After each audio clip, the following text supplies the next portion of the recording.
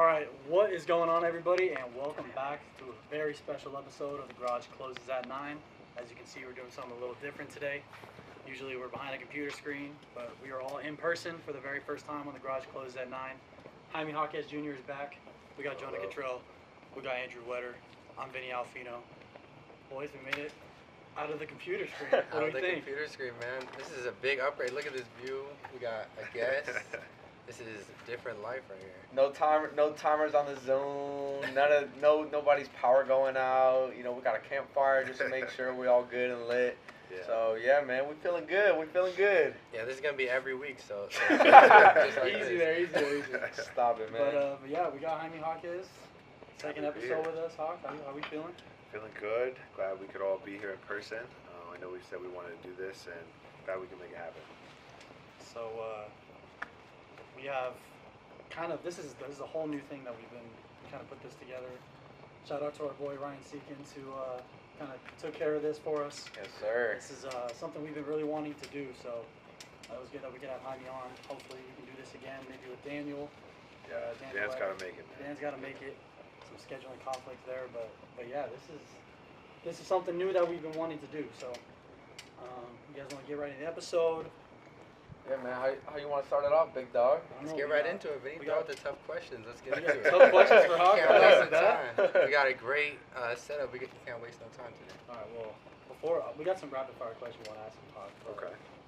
Before we get into that, free agency is going on right now. We're in the midst of it. Trades going through. Just what's it like just being a guy who's in the NBA and has to just like at any point something can change for a player, yourself, a teammate. Trade happened today with your team, the Miami Heat. So kind of just walk us through it, a day in the life of an NBA player going through that. Yeah, it's definitely a new period. Obviously, I went through it last year. It's always very nerve-wracking. You never know. So what I try to do is take my phone, put it away, put it on silent. I don't really check. A lot of the information that I get is from people just telling me, which I think is somewhat better because if you just keep looking, you're gonna drive yourself crazy. But it shows the business side of basketball. We've had a lot of my teammates even last year, again this year, some big moves, some big trades, and you just got to stay on your toes, stay ready for whatever happens, and just focus on what matters, and that's just basketball. Yeah, man. Like I don't know how like let's say like one of your boys, like obviously you're close to all your teammates, but like if one of them gets traded or they sign somewhere, like are you like crying? Are you like it's like, tough. I mean, obviously the news dropped. Kevin Love is headed to Utah. He's not going to be with us next year. I was one of my favorite teammates, honestly, ever. Just a great guy to have in the locker room. Great vet. Taught me so much about the game on and off the court. So that one definitely stung, as well as Duncan, who was another guy who really helped take me under his wing, and we would shoot together. That was my guy I used to shoot with after practice every single day, and learning from a guy like that. It's going to be tough, but I mean it's the way the league goes. Excited for what they're going to do with their new teams, and just wishing them all the best. Yeah, I have a question. Is it true? Like I've seen a lot of reports that players find out they're getting traded through shams. Like, is that actually true? Like, no, it's super true. I mean, it's a thing in the NBA now. I mean, guys find out on Twitter or find out from, people texting them. I don't know if you guys saw Lonzo. He's like, I was asleep and, my phone was blowing up saying that I got traded. So, guys are really, it's happening as we speak. Like, literally as we're doing it, trades and talks are going on between teams. Like, you never know. It's a cutthroat league, man. These owners and these GMs, they want to make moves that they feel like is best for the team. I think it's tough, even being fans. Like, one of your favorite players just getting sent. Obviously, we saw the Luka one mid-season. How crazy! Yeah, but pour one out for AD, man. Pour one out for AD as well. I mean, man, you never know, and that's kind of what you sign up for when you get into this profession. So it just comes with it. So I saw one thing in terms of like the trades that go on. There's a video of when Derrick Rose got traded out of Chicago. Yeah. It was like the live reaction.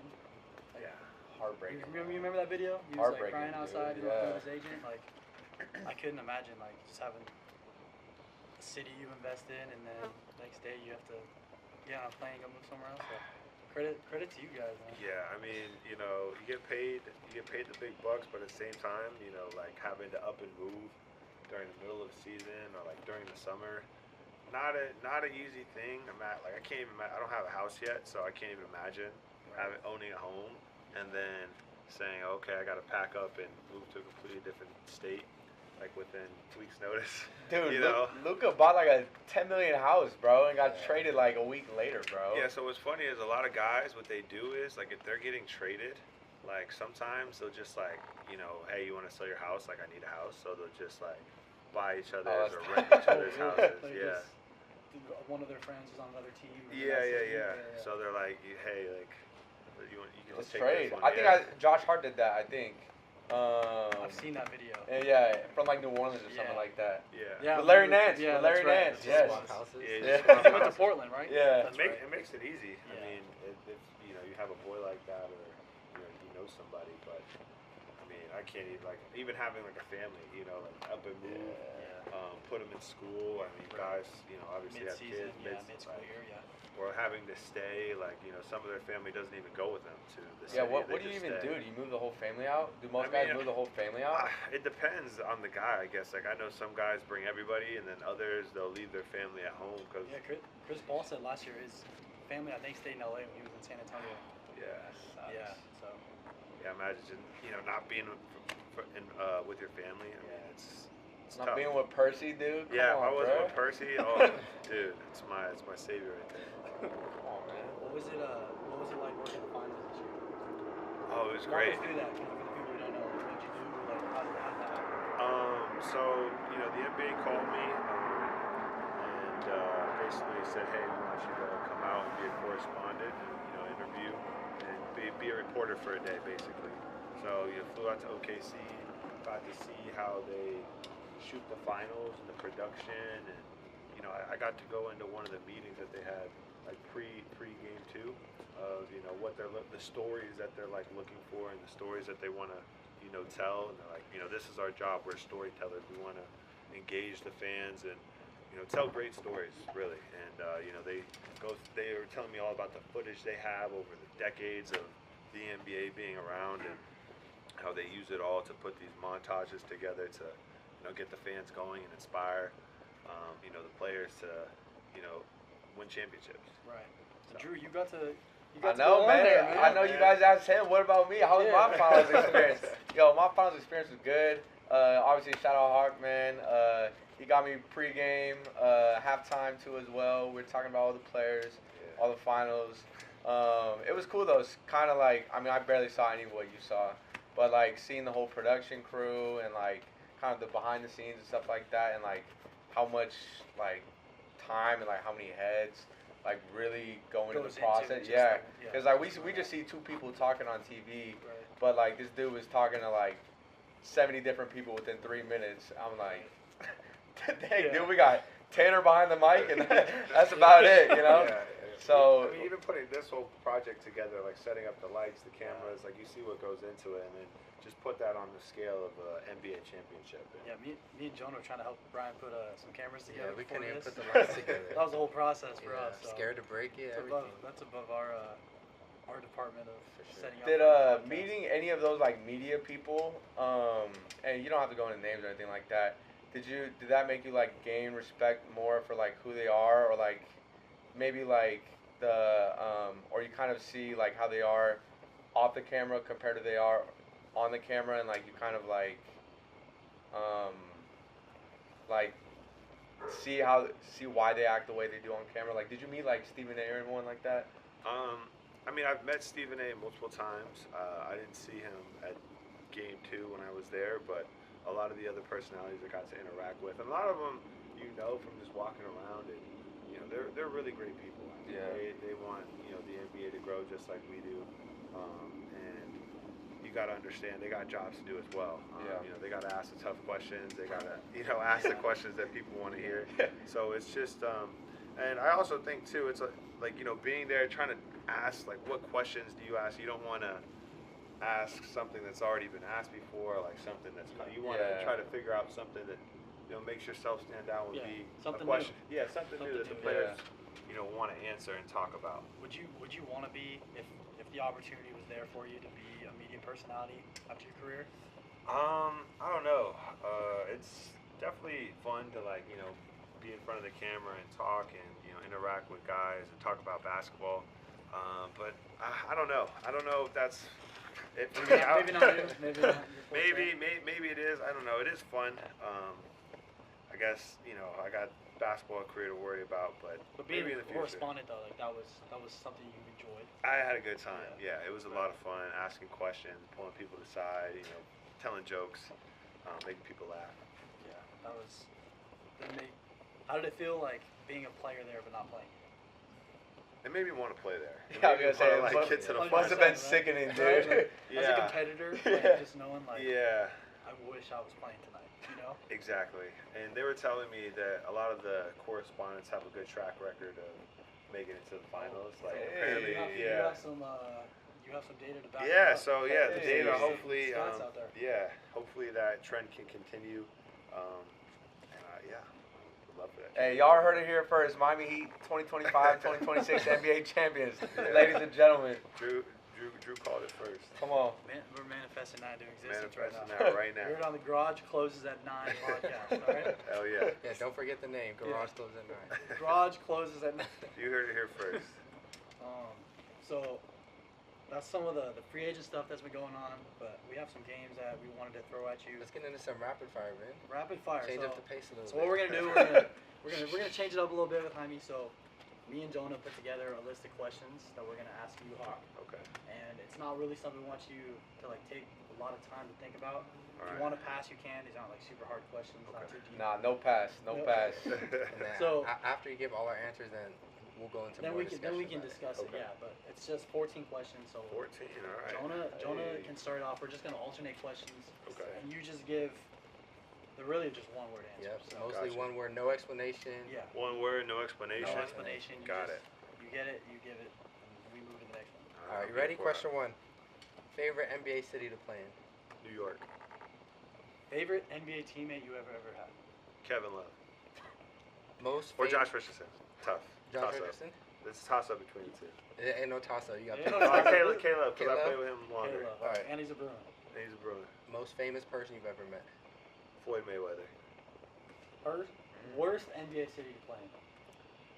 You don't need to Memphis. explain it. Just get. What is it? Memphis. Memphis. I've heard that before. Best trash talker in the NBA? Jimmy Butler.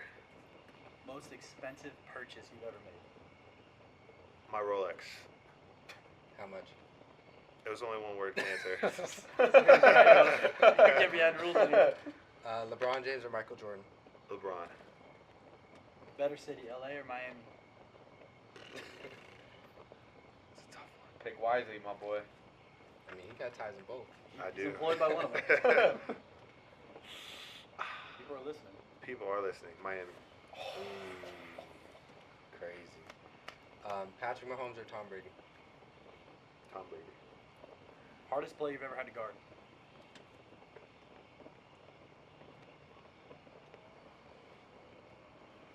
Shea. Ooh, I like that. Damn, I thought he was gonna say me. A night in or a night out? A night in. You could have someone. You don't believe that one? No. You don't believe that? Nah, Nah, it's- I say whatever. I say whatever's on top of Jonah's head, whatever's on top of Hawk's head. That's cap. If you could have someone play you in a movie, who would it be, and why? This can be a Oh, little- now and why? Yeah, I want the why. I would have to guess either Adam Driver. I think he's a great actor. Shout out Kylo Ren. And you look like him? Or And everyone is it- says I look like him. Yeah. Yeah, I And- saw a edit of you, like he was like doing a certain part in a movie. Like, I you know, did for the mixtape. Yeah. That was a crazy one. I won't lie. Whoever made that. Adam wow. Driver? Adam Driver. All right. He's a great actor. All right, back to one word. Yeah. If you were in the Star Wars franchise, what color would your lightsaber be? Purple. That's been the popular. Jonah said the same I said thing. and I purple think too. that Shout out Mace Windu, man. Mace People Windu. get him dirty. I bought a lightsaber when I was at Disneyland, and it was Mace Windu's lightsaber. Only brother in the Star Wars. Shout out Mace Windu, man. All right. Samuel. Last one for you. If you could add one attribute to your game from another player, who would it be, and what would the attribute? Steph Curry shooting. That's the easy one. I mean, Give me something harder. Come on, don't. I mean, give come on. Give another one. Another one? All right, LeBron's athleticism. All right, so that was 14 rapid fire. So, what a better city, LA or Miami? Pick Miami. Yeah, man. I think the reason, I mean, I've lived here for, 21 years of my life. Right. And, I've done a lot here in Los Angeles. Don't get me wrong, I love it. But, I don't know, it's something about, being away and, creating something for yourself in a different place. Do you prefer a night in Miami and a night in Los Angeles? No, definitely a night in Los Angeles. Probably a night out in Miami, for sure. That's what I'll go. That hurts, man. That hurts. I mean, obviously Miami's great, but like, I don't know. I mean, I love the mountains here. It's hard. I mean, you're just in Big Bear, bro. There's no mountains in Miami. That is true. I don't know how dark it is for everybody, but you would be able to see the backdrop that we have right now. Yeah. You would be saying I'd rather be in LA. That's all I'm gonna say. Talk to him, baby. So, What makes Shea the hardest person you've ever had to guard? I would say, he's got an incredible first step in the way he uses the angles to, like attack your foot or your, attack the hip. He's very like shifty and just like, I use the word slippery, like you try to stay in front, but somehow they just always find a way to make you miss and like keeping your chest in front. So that's probably why. what are your thoughts on like the guys like him, Kobe, Mike that can just have the ability to get to the free throw line and like the ability to draw fouls? Yeah, Like, is in your opinion is that a skill? For sure. Yeah. For sure. Learning how to, draw fouls and use the defender's momentum and their body against them. Such an underrated skill. Getting to the free throw line, shooting 10 free throws a game. That's a skill. To be able to, take the contact and, not turn the ball over and still finish and, make the defenders just focus completely on you. This is like a two-part question. One, what guys do you think have different whistles than everybody else?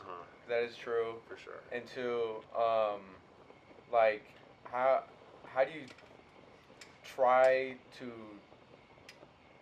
not foul them, but also not let them get to his spots? Like Shea, Yeah. he's a spot guy. A lot of those dudes are spot. Like Kobe had his spots. Yeah. MJ had his spots. Like, so who do you think gets the best whistles? And like, how do you try to game plan for that? You got to understand that you're not going to win every battle.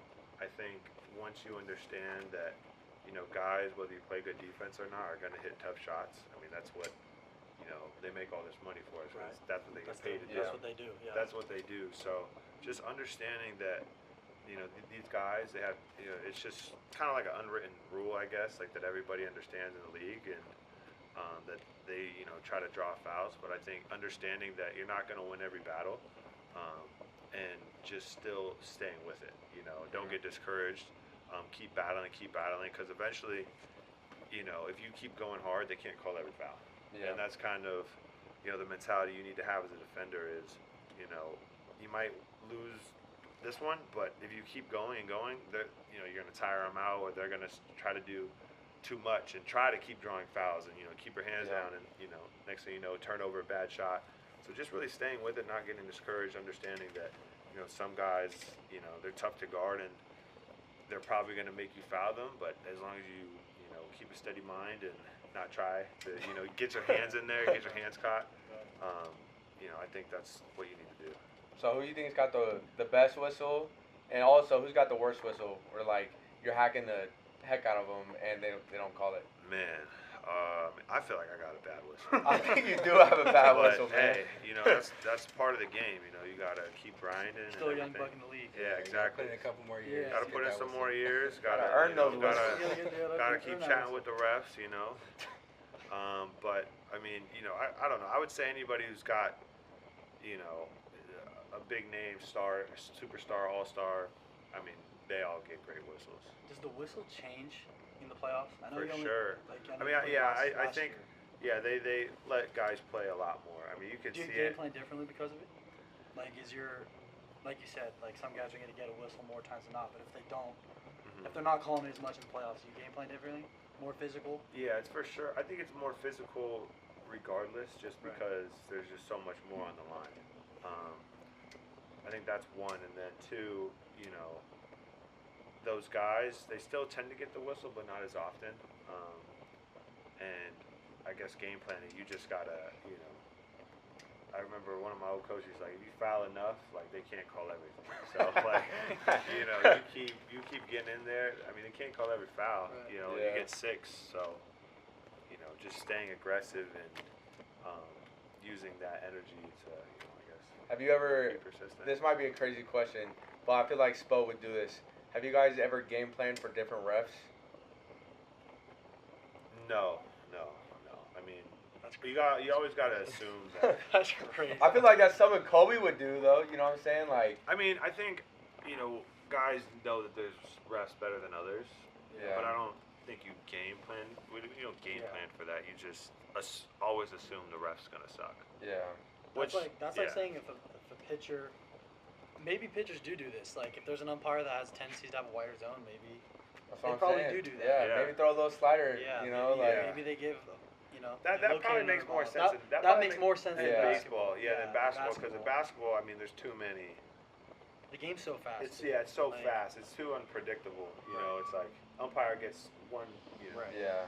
Yeah, one the game's possession lot at a time. slower. Yeah. Exactly, But Spo don't be coming in like, oh, Scott Foster's repping like, yo, get that arm, like, you know what I'm saying? We don't do any of that. I don't think Good I thought, don't think though. you tell us if they do. Yeah. Yeah, that's top secret information. Hey man, I'm trying to give the people what they want, man. Yeah, that's a good question. Information. I got y'all. So I want to stay on coaches. Me and Jonah talked about this. Who are your top 5 coaches you've ever played for in any sport? So this, you can go back growing up playing sports. Yeah. Just top 5 coaches that had an impact on you that got you here. Man, that's a good question. I'd probably put my dad up there for sure. I mean, he coached, at least us 3. Well, he coached you too in high school, right? Yeah, my Yeah. freshman year. Yeah, so he's coached all of us. Quick I mean, story real quick. Your dad made me cry. I was Yeah. a freshman playing on varsity. Yeah. I wasn't shooting the ball in the first half. He came in and chewed me out. I started crying. Tears were picking me up. But Before you go into your that, dad was a great coach. Before you, so to add on to that, he would miss our Don's practices to go, coach your guys' high school. And we would be so happy when your dad would have to go coach them because Jaime's mom then would Oh be my running God, our yeah, practice. And dude. instead of running 17s and suicides, we're just shoot around, play some pickup. Let's play some horse, Yeah. like vibes are great. But shout out Coach We're Jaime. not getting Yeah. called every slur in the Yeah. word in the dictionary. Shout out like, Coach Jaime. Yeah. He was a great. Yeah, I mean, he Great probably basketball coach. started everything for me. Obviously, coached all of us, had a major impact on my work ethic, and just took off from there. I guess. All right, so yeah, for sure, my dad. I would put my AU coach, Jason Crow. He was one of the first guys to really believe in me at a really young age. Going back to my freshman year in high school, he was a guy who always believed that I could make it to the league. I did. And then another one, AJ Moye, who he was more of he coached me, he kind of trained me, but he was another guy. I'd get up in the mornings at 6 a.m. with him, and he would open up the gym and we would work out, as well as the summer, put on runs for us, and just he was always there and a big supporter through my entire career. What is that? That's 3 right there. 3. Oh man, this is You could also use college and NBA. yeah. Baseball? I'm trying to think. Baseball. He's like, nah. Yeah, I'm trying to think. Oh yeah, Vinny. I would say Coach Alfino, man. There we go. Hey. Was waiting for that one. Yeah. Shout out John. John, man.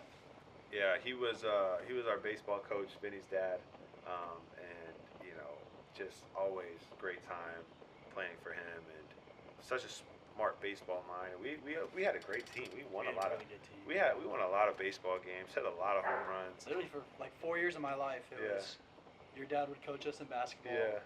And then spring season comes, my dad coaches some baseball, and then it flip. It's just those two. Yeah, So, for sure. yeah. Man, and I guess I gotta throw Cronin in there, man. 4 years with that guy, Final Four run, multiple Sweet 16s. I mean, he definitely had a profound impact on me. The way I, consume basketball and understand it, definitely comes a lot from him, and how to win was stuff that really stuck. And he taught a lot of life lessons, and he really cared about the guys, and he obviously cared about winning, but he also cared about us, and always wanted us to do good.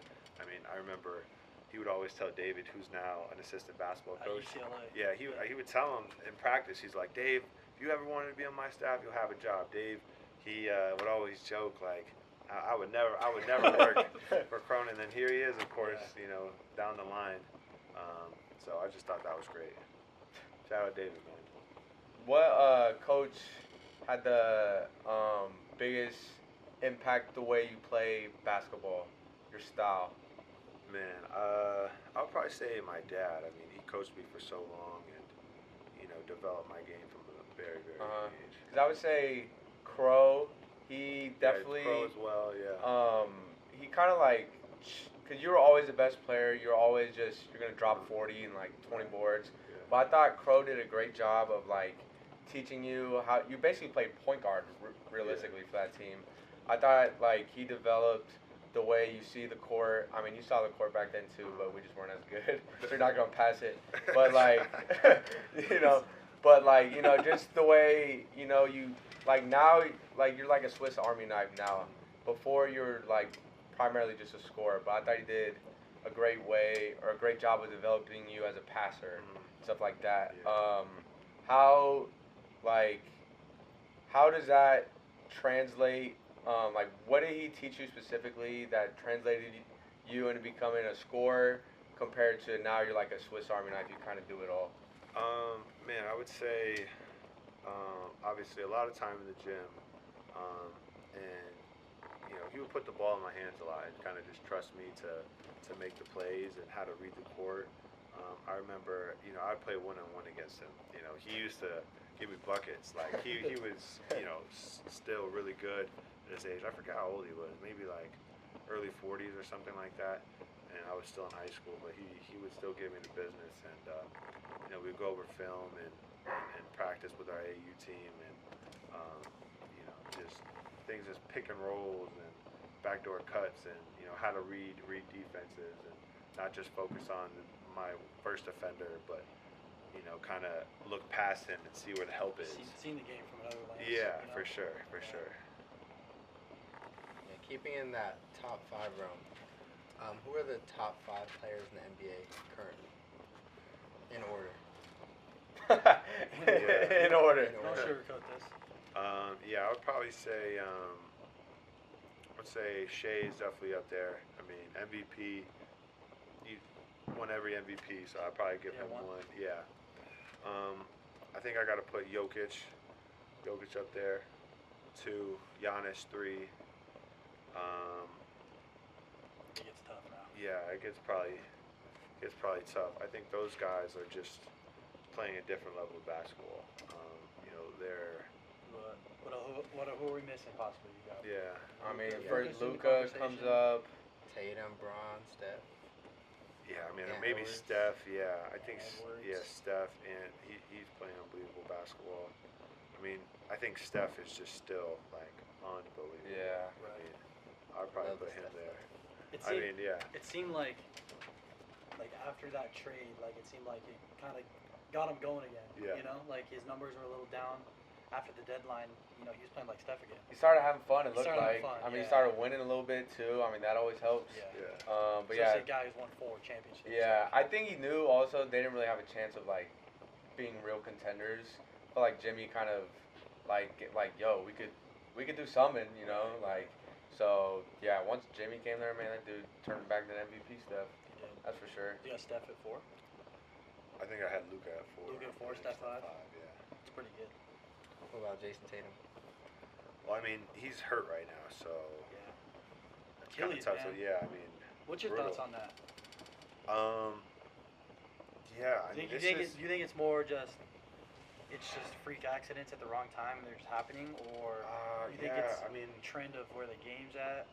Fast pace, Yeah. like what? that's such Back-to-backs. I've taken many different looks at why. I mean, I don't think anyone can really put a finger on why it is. I mean, I think last year was there any last year? I mean, maybe the year before this one. I don't know the exact Dame? number, but there was a stat to where it was a very small number in the last like 15 years. Yeah. And there's been more this season alone. In Yeah, terms of I just mean, like, I don't it was know. a crazy number. I'd have to look at it, but I mean, obviously the I saw amount that happened this year. I is saw way up. a video too, Uh-huh. and they broke down all of the times like people have tore their Achilles, and there was like a pretty high percentage. It was like the same move every time as when Yeah. like someone's drive, like how Hallie did it. You know, Yeah. like you have 1 foot back and you're pushing off that. Yeah. I mean, Same that's with Kobe, kind too. That's Yeah. how everyone Yeah. tears it. It's just. I mean, that's just such a common move in basketball. You know, like the Right. back. Yeah, it's a Yeah. move you do 1,000 times. Yeah, I Yeah. mean, so that's everybody kind of how they tear it. That's the movement at least. But to the reason why, I don't think anyone really has a good answer right now. I think there's probably need to be a lot more research done. But like you said, was it 7 or I don't know the It was exact number. But 7? Was it the exact number? I mean, Yeah. that's a lot. At the same, Yeah. injury. I just don't know if it's freak accident, if it's what. Because I I would- don't know if it's. Because I remember Adam Silver. They asked him, and he was saying like a lot of them happened before the All-Star break. So Yeah. Usually it's not this late in the season. It's saying before or after the All-Star break. well, I'm saying a lot of them did happen. The majority of them, I guess, happened before the All-Star break. Implying that it's not because of the long wear and tear. Of the Yeah, season. well, I mean, even you look back, it's still been the same amount of games played. It's been 82, 82. Yeah. Right. for, I mean, I think as long as the NBA. Yeah. has I been was- the NBA. The only difference was they added the The- first round. There was no playing tournament, Yeah, and then the I first guess round that's used to be true. a best of 5. That There is was true. no first round, right? Or if it was only a best of 5 series. But I guess it's still in the last 15 years. It's Right. only been maybe. So that's been the same. Yeah. Yeah, in-season tournament and then, I guess the playing tournament. Right. Can you kind of take us behind the scenes?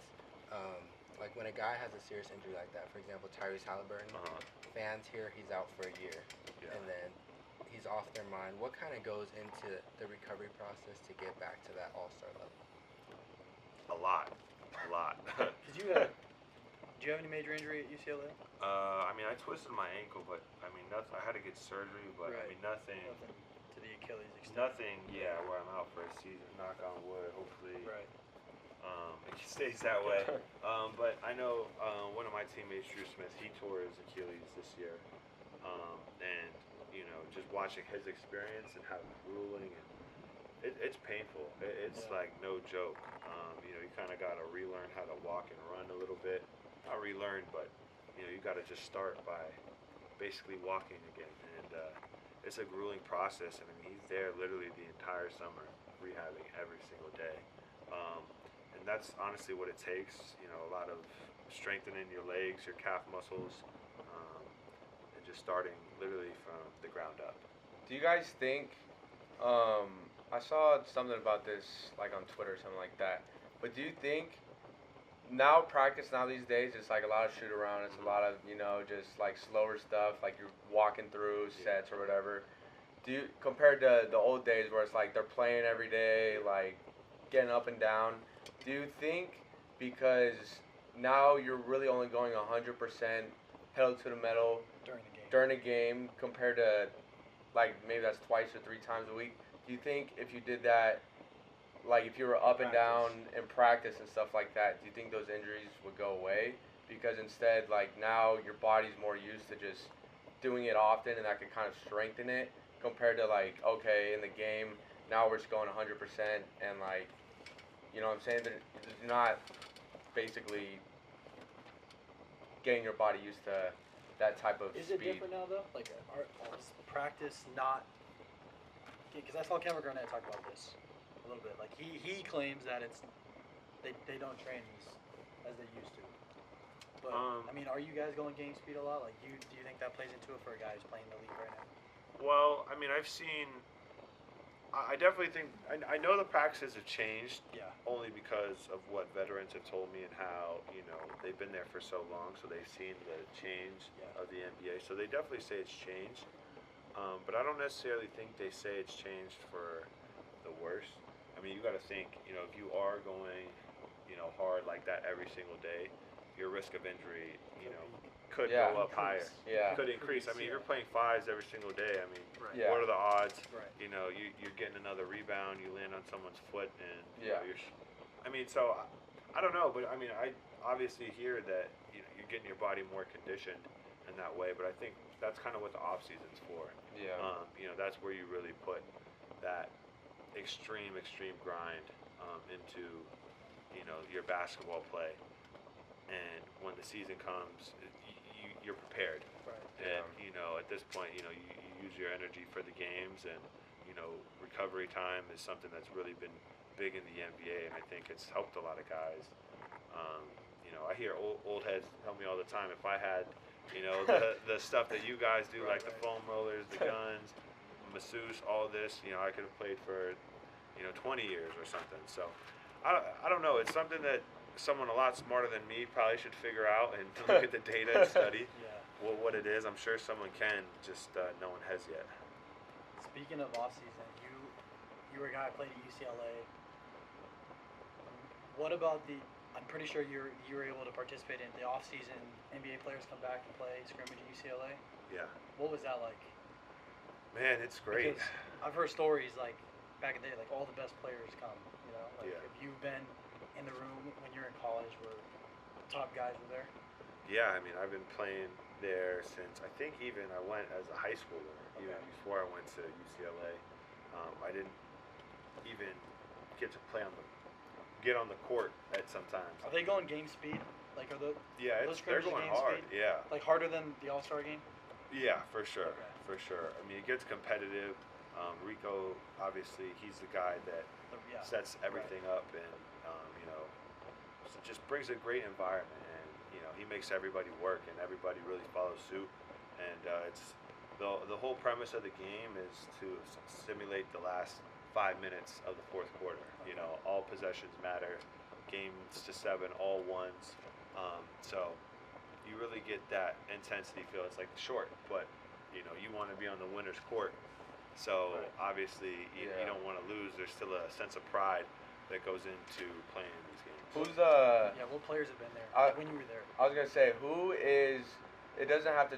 They could be an overseas guy. They could be a guy in the league, who might not be as effective, or however you want to describe it. Who is like the coldest hooper you've played against in those runs, or just in any sort of pickup? Oh man, that's a good question. Carmelo Anthony might be up there. It wasn't at UCLA when I played against him, but it was a different open run. It was, I think, Kyrie. I think he hosted it, and I went, and oh my goodness. Was he still playing at the time? He was still playing at the time, and this guy just did not miss. It was the most incredible thing I'd ever. And I was there, hand in his face, nothing I could do. I said, hey. And I asked him, I was like, listen, man, like, what can I do to, get it, make you get off your rhythm? He looked at me, and he said, there's nothing you can do. I was like, okay, hey, respect. So, yeah. That's a tough guard, man. I feel like does he be talking to? I mean, I'm sure it's different in pickup, but he's bullying you. He's like elbowing your gut every time. Yeah, I mean, he was just getting to his mid-range, getting to his spots. Yeah. And I was trying my best to stop him, but dude, he was. It's a big body. It's all in like 1-2 dribbles, isn't it? Yeah. Not his game. It's just It was just post up, jab jab, step, stab. Sometimes he wouldn't even dribble. Yeah. And I'm like sitting there, and he just rises up above. His shot, his release is so high. It's tough. Go to the gym, young fella. Yeah. So when you were in those runs back in college, what type of players were showing up in those off-season runs? I mean, it was like a lot of NBA guys. Right. I mean, they would have sometimes they'd bring their whole team out there for just to train and use it as a sort of summer training camp, mini camp. So you would have the Raptors or 76ers, Clippers, different teams would come and host like mini camps. So just a lot of NBA guys, a lot of college and overseas as well. So you were getting kind of that NBA game experience before you were actually in the league and scrimmaging against those guys. Yeah. There's a blessing. Yeah, I want to bring up one of the most viral clips from those Rico Hines runs. Yeah. One of my favorite players ever, Paul George. There's a clip of him. He hit a move I've never seen. He did a double snatchback. Yeah. That was on him, right? That was on It was. into a pull-up. Yeah. Tell us about that play specifically, Do you and then remember just it? how it is Oh guarding yeah, him. I remember. Yeah, do you remember that play? Of course. Yeah, I remember. Tell us about the double snatch and how it is to guard him. Man, so yeah, we were playing that. We had I forgot how we got over there because it's like the championship court, then like second place, and then that's like Vietnam in the back or something. That's what we call it. And so yeah, I mean, I was guarding him, and basically it's the old lesson. You know, you reach, I teach. I try to steal. I was trying to get up in him, and like, you know, you're not gonna go. I was trying to steal it. You know, I was trying to get up in him. prime Paul George. And dude, there was no getting that. I would try here. I was like, oh, and then he hit it. I was like, man, this is gonna be on Instagram later today. Bro, he hit two of those. I've never seen anyone double snatch like that. That was crazy. Nah, he was hooping. But we played golf this past weekend actually. So I'm gonna have to get back on the You golf They ever course. talk to you about that? Does he remember the play? Yeah, when I was on his podcast, we talked about it. That's right. Yeah. But Draymond was on it with you, right? Yeah. That's right. So we talked about it when we were on there. You know, he's a good dude, man. I love playing against him. You get your lick back in golf? I did get my leg. Hey. I didn't get to finish, unfortunately. So we didn't get to finish the whole 18. But I was up through 9. Hey. Yeah, but Come on, again, I man. didn't get to finish the whole 18. So you know, I don't want to say. You're still. Yeah, we gotta gotta get finish him back again. still, We yeah. we gotta you know have some. I have honor. I have respect. We gotta finish 18. Can you talk to us about how you hear a lot of role players in different interviews talk about you have to find your role in the NBA? Yeah. And how is it for a guy, not specifically yourself, they average 30 in high school, the man in college, and then they're stuck in the corner, as they say in the NBA. Just talk about that kind of mental transition and how is it adjusting from being the star to a role player? Yeah, it's something that I'm sure a lot of NBA guys go through. You know, it's the cream of the crop, 450 of us. So, you know, finding your role is something that every player has to go through in the league. You know, every role is different. You know, obviously there's different sides, different positions. But ultimately, it's you find it as a journey. You know, you come in, you try to find what you're good at, you try to just figure out what you got to do to stay on the court. Once you find that, you just keep doing it and doing it and doing it, and then eventually, you know, more of your game will be able to open up, and then your coach's trust, and then you get more freedom, and then you get to put your skills out on display. So it's a journey and it's a grind, but really just finding a way to get on the court and finding what you're good at, and just putting 1,000% into that is kind of a way to find your role in this league. Has there ever been a guy for you that you played him, whether maybe the Drew League, Rico Hines open runs, where they're not in the NBA, or they're a bench player, they don't get any minutes, but in open run, like you would think they're like a superstar, Hall of Famer. Is there a guy that comes to mind? Man, that's a good question. I mean, there's guys, you know, out there who really, if they had a shot in the league, could probably make it. I was having this conversation about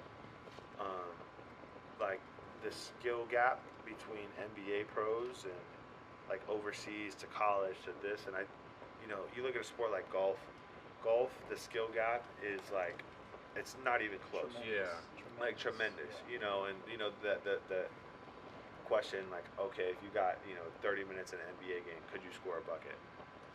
Yes.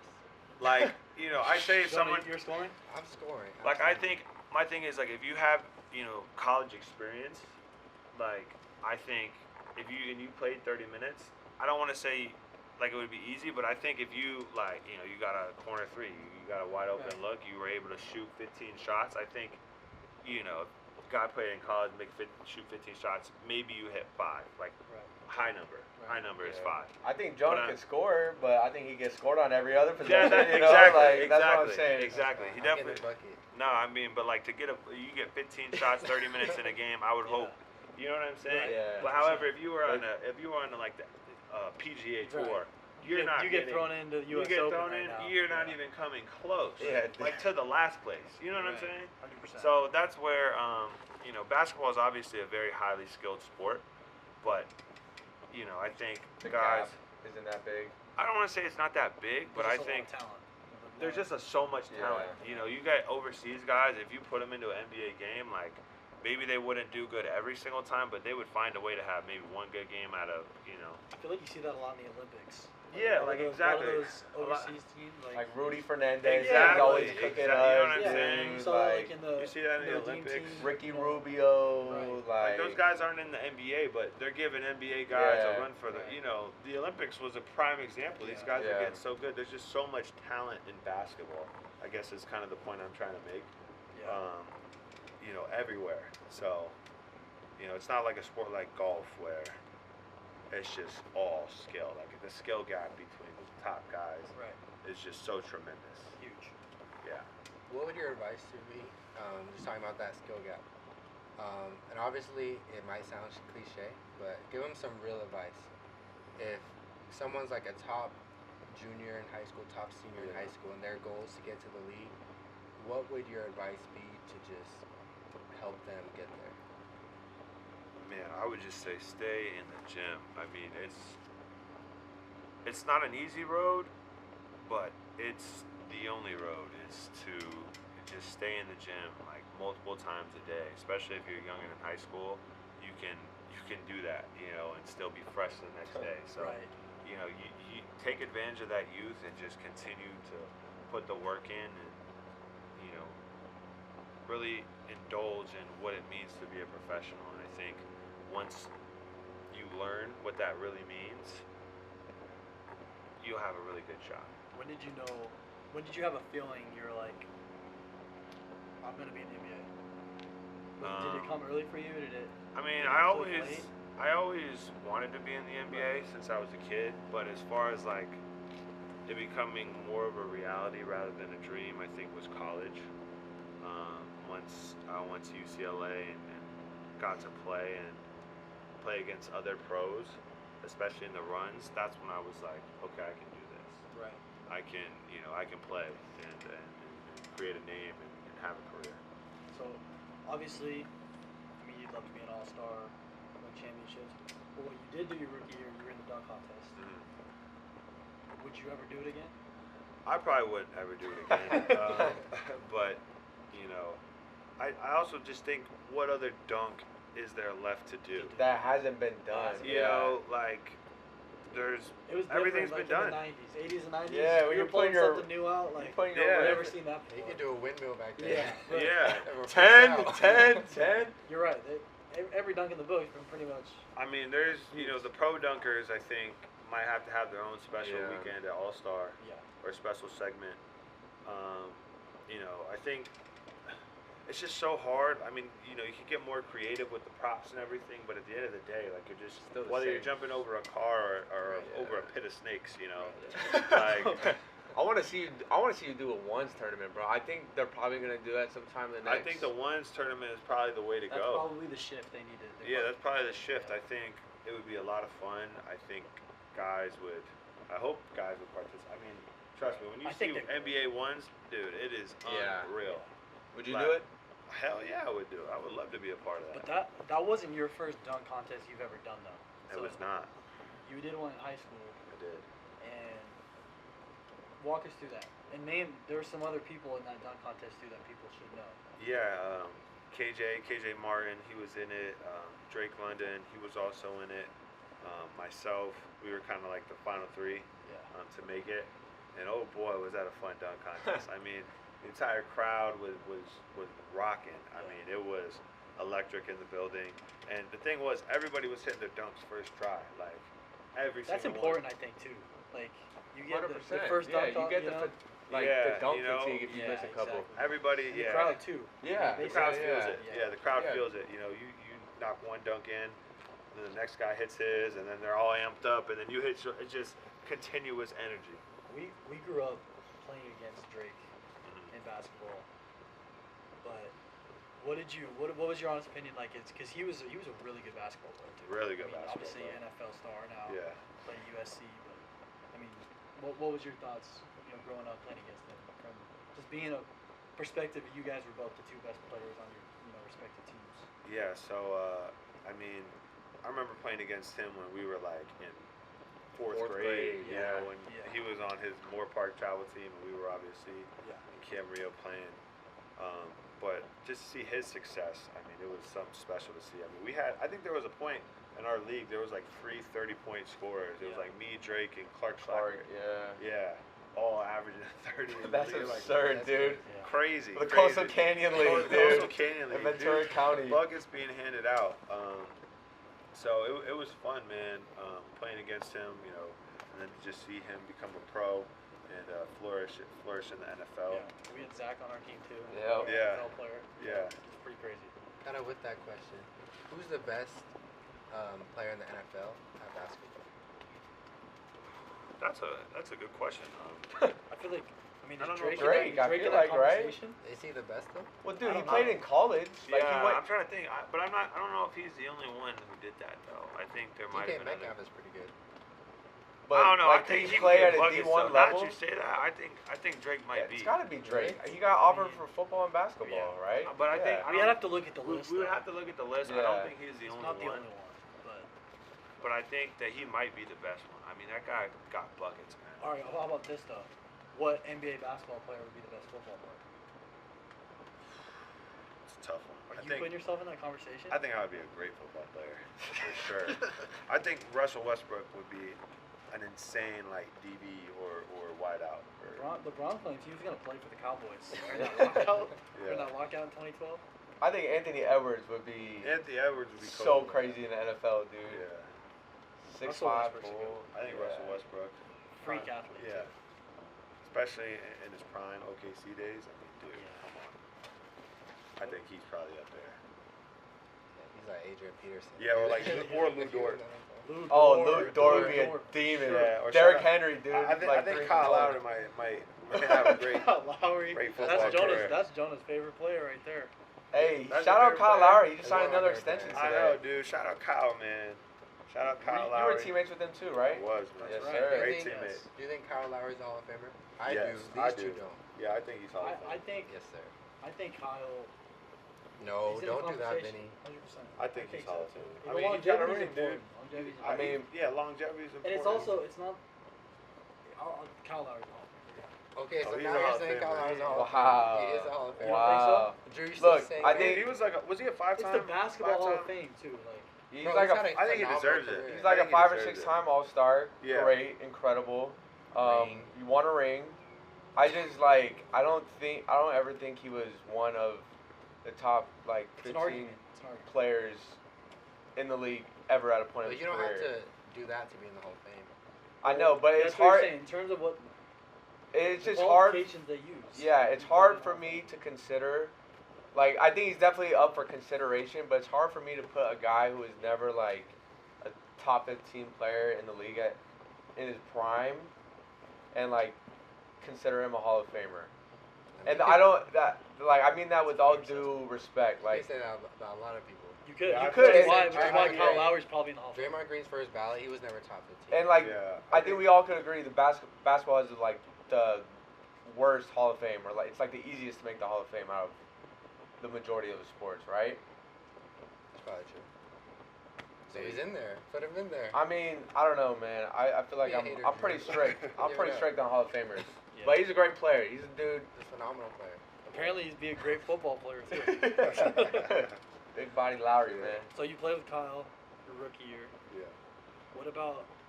Let's get some shout out to the 805. So Camarillo High School. Who are your top? Okay, you can do it one of two ways. You can just give your top 5 players out of Camarillo High School, or you can just give, if you had a starting 5 to play alongside with, who would you want on your team? So what would you rather do? Okay, I think I would do the starting 5. Okay. Take it easy, right? All right. Well, no, I think the starting 5 is the top Okay, 5. so what's the strategy? You want position lists? Are you picking out a center? Are you picking out a wing? Oh, I'm picking out. I already got my top 5. Okay. He's not about it. He's not about Well, it. I'm just because you told me previous, so I had to put some thought into this. So I would Just spill put the behind the scenes. I put Jacob Alonso for sure. That's a must. That's a must. I put Jonah Cottrell. Hot take. I don't think that's a hot I take. just- Yes, sir. I'm just kidding. Oh, Jonah was a very So good I'm gonna basketball put. player. All right, yeah. I said what? Jacob, Jonah. I'll put Wetter, Hey, Better. Drewski, come on. I like that too. and then myself, Yeah. and then Jeremy Sanders. I think you guys That's forgot. Throwback I remember from the Jeremy. past. Big man, yep. He can fly, dude. He was Yeah, he can athletic, fly. man. Bro, I thought Jeremy was like the greatest I've ever What seen team when was I was he in at? middle school. Yeah, for sure. Oh, think for so. sure. So who? There's only one ball though. So how's that gonna work? Is who running through you? I mean, come on, man. I mean, dude, there's one dude that made the NBA, man. You know, like it's not rocket Nah, science. I mean, alright? I think we would play well together though. I mean, That's there'd the be a thing, lot of ball movement, a lot of lobs. Who's the best defender in that group? Outside of you, best defender. Jonah just lost the phrase. It's not gonna be Jonah. Nah, I I'm know not for giving sure. it. though. I don't He think gonna it's get If I easy, said Jonah. defender, Nah, I I know would- that's not gonna be me. I mean, other than myself, I would definitely put Wetter. I think Wetter Come on, was. man. First team all No, D, no, baby. Nah, Wetter was a great defender back in high school. Yeah, no. He was locked down, Yeah, No Drew, one Drew can is a do great except defender. when he guarded me. But yeah. Stop it. Stop it. I was gonna say like Jonah, Andrew, Jacob, like 3 very unselfish players. Then there was Jaime. Hey man, give me the ball. And Hey, get out man, the way. yeah. Get We out have the to way. play off him. Hey, me and Drew will stand in the corner. Yeah. I'm at Jiggy from our pick and rolls, and then Jeremy can catch lives. And we'll I win mean, a lot of hey, games. How many I thought I points was you a good averaging, passer. Jonah? How many points you average on that team? On that team, 40-minute games. are we playing high school? No, is it 32 in high school? How many minutes is in high school? I think 30? it's 8. 8-minute It's quarters, right? 32. 32. Are Yeah, how we many points playing you against average? other high school teams? Yeah, so Dude. so you're in high school. I mean, these are this is high school years. Jaime's probably gonna average like plus 30. I think I could be the second leading scorer. I think that's Yeah, true. I can think. Like I can 14? see that. Yeah. And then I think like Drew will be right around there too. So Jacob, he's giving Jacob's everyone averaging the like ball. 13 assists. Yeah. He's just running the ball Jacob's around. averaging a lot of assists Yeah. for sure. Yeah, we gotta have Jacob on to talk Are you, about is that. Vinny on the bench? Does Vinny make Oh, the bench squad? If we went to like 8 people. No, I'm not playing basketball. Vinny's a coach, man. Vinny's a Yeah, coach. yeah, Vinny's a dude. coach. Vinny's coach. I think you'd be a great basketball I'm walking coach. in, actually. Vinny actually would be a really good basketball I'm player. Yeah, walking. I agree. Yeah, it'll never happen. What are you having for baseball? I'll be in the Cyclone Spirit section. I love that. I love that. First row. I think we can be a lot of teams. No, think we we wouldn't would too. lose. I think Chino Hills will be a Oh, little nervous. yeah, Yeah. Ball Brothers. He'll be a little Ball nervous. Brothers. I'm Is that the taking- I'm greatest taking high the school Scorpions, basketball man. team of all time? That is. I think it is. I think it is. I It think was- it is. Those were really fun. You're talking I about mean, the Ball yeah. Brothers, Bro, right? that, Yeah, the that, Chino that Hills, was a dude. movie. Their highlight tapes Yeah. were crazy. That was a movie. Because they're all like league dudes, but they also all play together too. Like we Yeah, have a the big whole, advantage like- on a lot of people because we played with each other our They whole were the lives. same way. They did the same way, and they're Except just they're like just 6 all- inches taller. All talented. Yeah, got a 20 inches more on their vert, dude. Yeah. Like, No, greatest high school team ever That for is- sure. We all played our whole life together, but they were all NBA guys. Playing their whole life together. Yeah. yeah. And LaMelo was so young too. Yeah, I remember He watching ended up LaMelo being for the first best one out time, of them.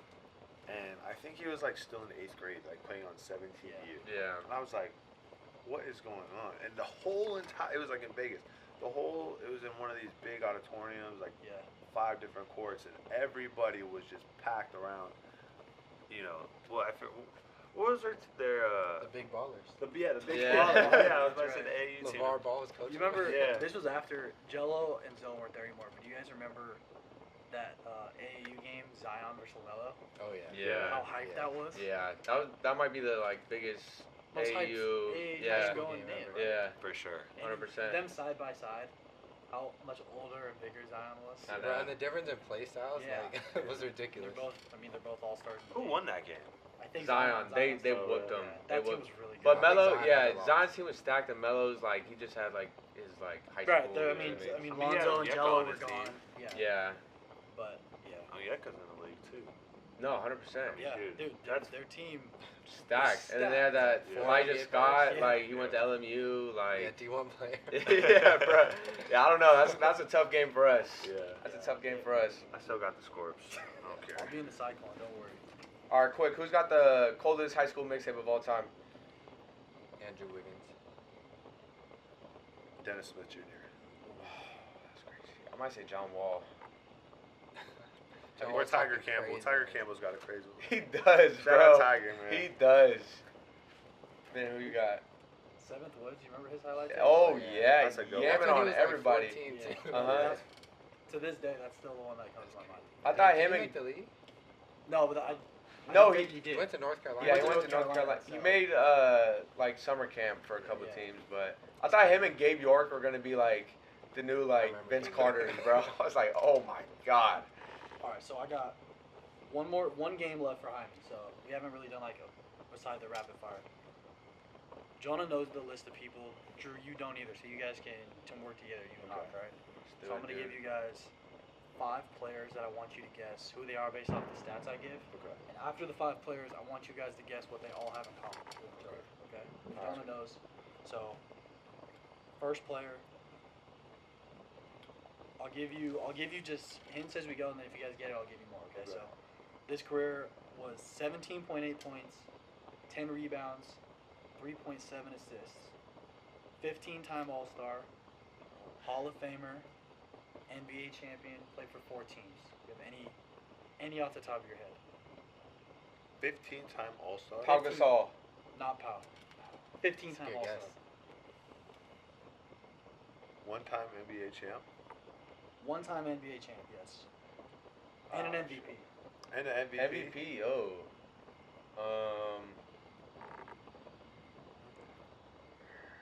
It's gotta be a big, right? 9-time All-NBA. Gotta be Kawhi a big. Leonard. Not Kawhi. Nah, he don't average that many boards. He was the 2002-2003 All-Star Game MVP. So I'll give you guys kind of the era that person was in. Kevin Garnett. KG. Come First on, person. come on, baby. All right, so I'll we tell play- you, I'll carry you in this. So we got I 5 can do people. this. Let's make a little Vinny, game. Vinny, go against them. Drew has one, and then Yeah, that's what I'm gonna say. Yeah. So let's do it. Okay. You guys, Yeah, we you guys up, are working boy. together, All but right. let's see who actually gets the answer. Just like first. one on one. Yeah. 1-0. My ball. All right. So next person, 16 points a game for their career, 4 rebounds, 7 assists, 2-time steal champ, a 2-time All-Star, was All NBA 1 time. Isaiah Thomas. Not Isaiah Thomas. That's a good guess though. That is That is a good guess. 16, 4 boards. 4 boards, 7 assists, 13 years in the league. Played for 6 teams. How many points again? 16, 7, and 4. I was gonna say Chris Paul, but it's not Chris Paul. All NBA in 2004. 2004. Yeah. So another guy I'm giving you there. A similar era, right, Jonah? yeah, same era. Yeah. Yeah. Shorter prime, but Absolutely. Jason Kidd. That's a good one. But no, not Jason Kidd. I like where you're going with it though. Is How many All Stars? two-time All-Star. 2-time All-Star, but He was all NBA. Stephon Marbury. no. No. You guys are Good guess. You guys are on the right track. Yeah, it's that No same type question. player. I feel like there's Can I give it a hint? yeah. He has one of the most iconic playoff moments ever. I was just gonna go with that, and I think his second most iconic moment. It wasn't even in a basketball game, but I'll give you that hint after. It was 2000. What?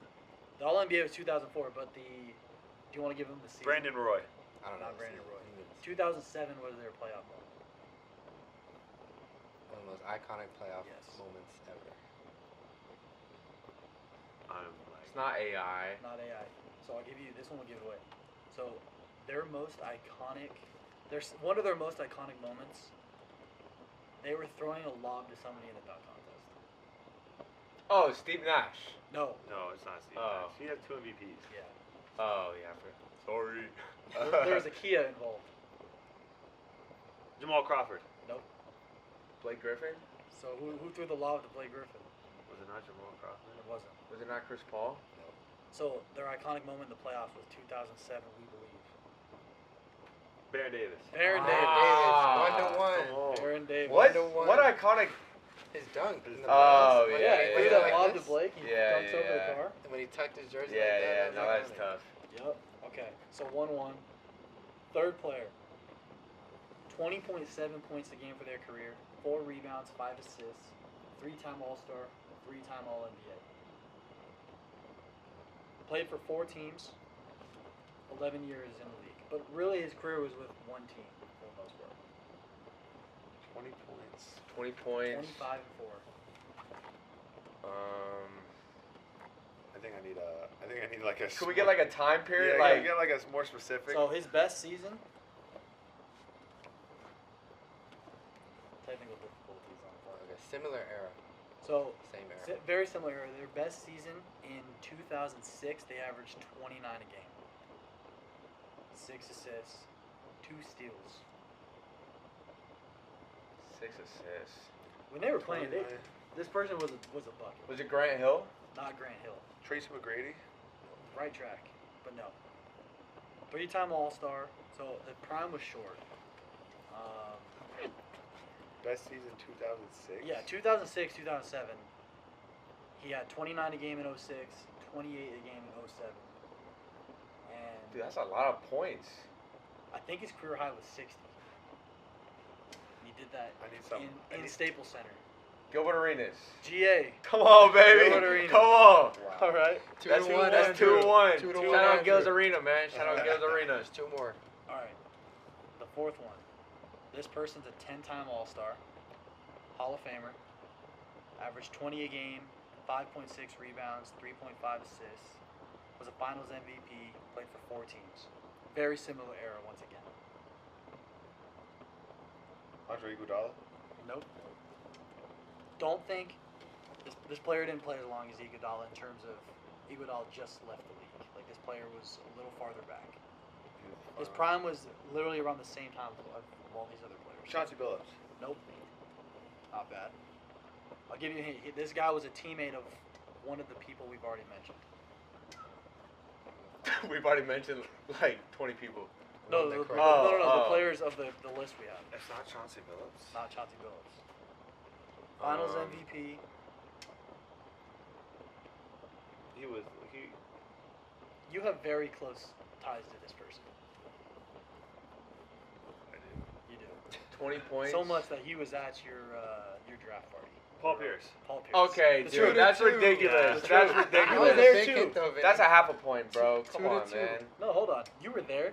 We were all there. Paul Pierce. I know, was but there. you're looking him straight in the eye. He's at your draft party, Yeah, all right? That was a big hint. Come but on, it's man. still Shout out 2-2. Vin. Hey, I'll 2-2. take We it. gotta make it interesting because now it's winner Last take all. one. All right. That's ridiculous. Winner This one's take gonna be all. tough too. Winner take all. This might be the hardest Give one. go slow on the hints. Okay.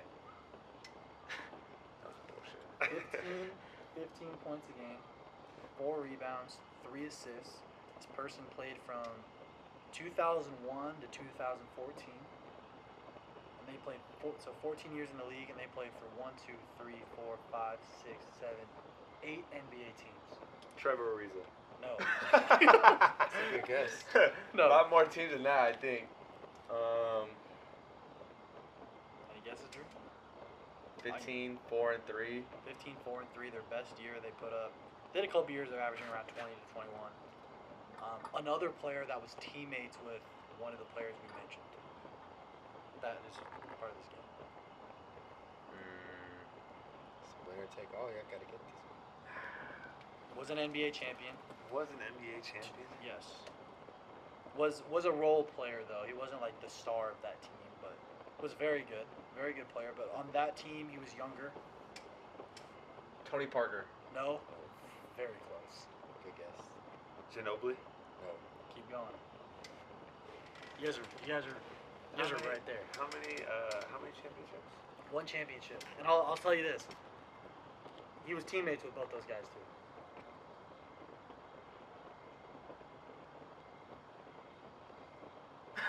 Wait, I was thinking of someone, but they're still in the league.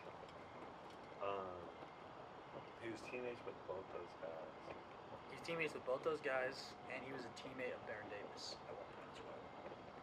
He's a Finals MVP. No. Oh. He averaged 20 points. He averaged 20 for a couple years. Yeah. Steven Jackson. Steven Steven Jackson. Come on! Andrew Come on! Wetter. Wow. Takes the Andrew game. Wetter. But this is for all the marbles. What do these 5 all have in common? Very specific answer.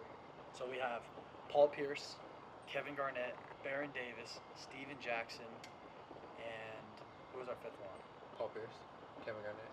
Paul Pierce, Kevin Garnett, Steven Jackson, Baron Davis, And who's the 5th dude? Gilbert Arenas. Gilbert Arenas. All LA natives. No, That's the first thing I thought, but I don't think KG is. it's not. I didn't know KG, so I Yeah, just no, it's It's something. about their post. Something they're doing right now. Oh, they're all actually. podcasters. There All we go. podcasters. They're all podcasters. That's a charity point, man. That's a charity point. Come on, dude. Very. Andrew, how's it feel to win the basketball Yeah. knowledge game? I mean, against I'd say it feels a lot different from basketball, but it doesn't. So, I mean, it's cool. It's cool. I feel like I should know more about those than him because, you know, he's got the season to worry about and actually playing basketball. I gotta brush up on my NBA history. But I mean, You should. it always feels good. That's being something. That's something we have over Hawk. NBA trip. So, Hawk, thank you for one coming on the show, but for letting us come to your house and do this episode. We'd love to do this more. Not sure how realistic it is, but Yeah, we'll see you tomorrow. this was like one of the coolest things we could have possibly had happen, dude. So thank you. No, Yeah. of course, man. Guys, you can make it. Let us know if you guys want a little. There's a jacuzzi over there. We might do a little jacuzzi. Yeah, Hawk lost the game, so he has to jump in the pool right now. Yeah. Yeah. I'll do that next episode. But any closing thoughts, boys? It's just crazy.